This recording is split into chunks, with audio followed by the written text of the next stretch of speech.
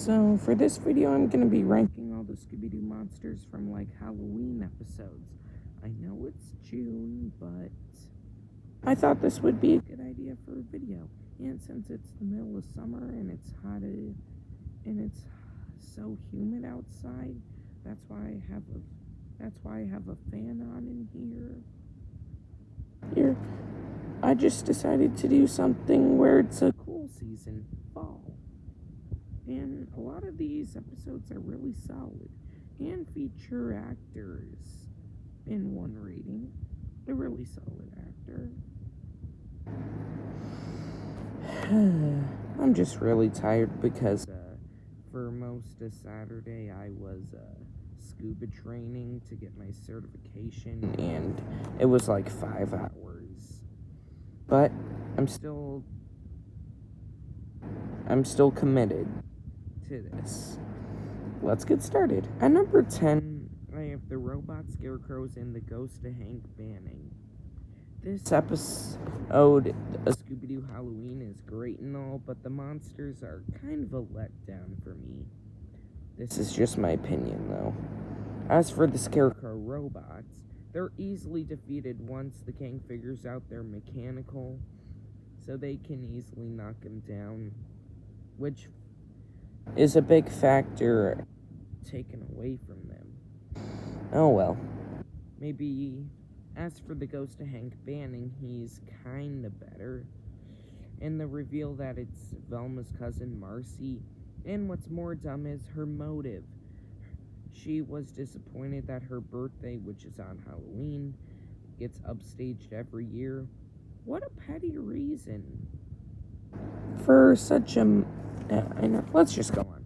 At number 9, I have the Scarecrow, the Alpha Jack-O-Lantern, the Mini Jack-O-Lantern, and Cutler Toe. These are from a Happy Halloween Scooby-Doo, which was like 2020. I'll talk about them individually. As for the Scarecrow, it's the real Scarecrow from Batman, Jonathan Crane. And this Scarecrow has a killer design. It's impressive.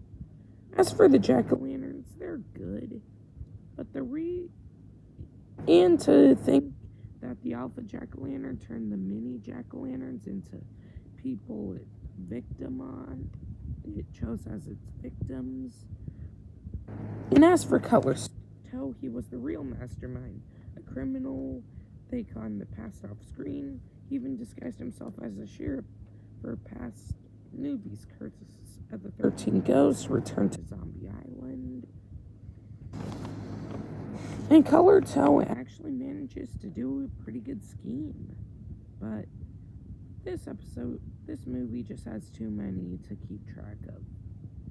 At number 8, Frederick, Nefario, Daisy, Helga, Cragley, and Rudy. These are all like Halloween versions of the gang to this like security guard at the prison holding old criminals like Hank, and it just might take me too long to name them all. This is actually pretty good. And in this movie, Velma is... Well, maybe it's better if I don't say it. It's just a really solid movie, just to say the least. At number 7, I have Baba Yaga from Be Cool Scooby-Doo, because there are two ones. One from Mystery Incorporated and the one I'm talking about from Be Cool. Be Cool Scooby-Doo's Baba Yaga is actually pretty interesting. Has the house with chicken legs, has a good design, and the reveal that the witch's broom is actually pretty good. Being able to look like it can glide through wires placed around their house. At number 6, the Goblin King. The Goblin King is really solid. And did you know he was voiced by the brilliant Tim Curry? I'm not kidding. Look up who the Goblin King is voiced by in Scooby-Doo, and you'll find that he's actually voiced by the great Tim Curry. The Goblin King is very good. Even though the main villain is more the amazing Krudsky, I feel like it was made more sense to do the villain that was named after the episode, Tim Curry, the Goblin King. Tim Curry is just an icon. At number 5, the Ghost Witch of Old Salem. This witch is actually pretty good. one of the better ones we've had. Actually, this is really solid. And the whole Halloween that Scooby-Doo dressed up as, like, similar clothing. Oh well. And to reveal that it was the gang's friend Marlene's twin sister and hired another person in the town to help. That's actually pretty impressive. And number 4, the ghost of Dr. Van Helsing. The ghost of Dr. Van Helsing is really solid. It has a great design, a great motive, and to reveal that it's a whole good Halloween special.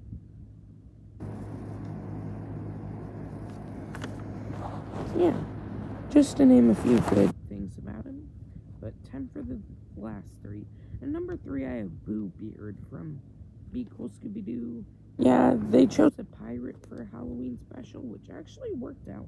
Boo Beard is actually a pretty good monster from the show, and one of my personal favorites. Boo Beard just has a good design. Maybe I'll do a pirate rating sometime. Just a video in the future, maybe. I'll think about it.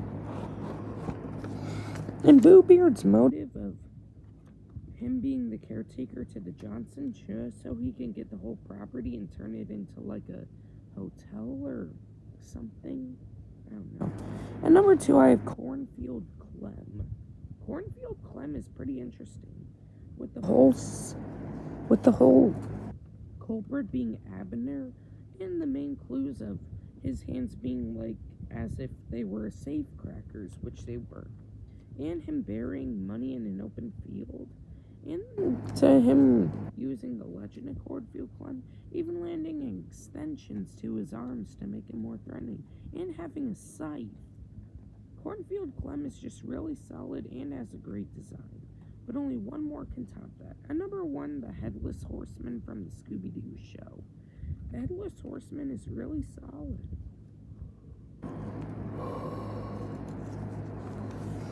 It's got a great design, great premise, wanting a person's head, which he gets in Elwood, with the reveal that the Headless Horseman is Elwood, and the clues that his shoe company was going broke, so he had to use the Headless Horseman to steal his Aunt Gertrude's diamond. And it's just really solid to see it play out, and the Headless Horseman is very memorable. There we go. Stay tuned.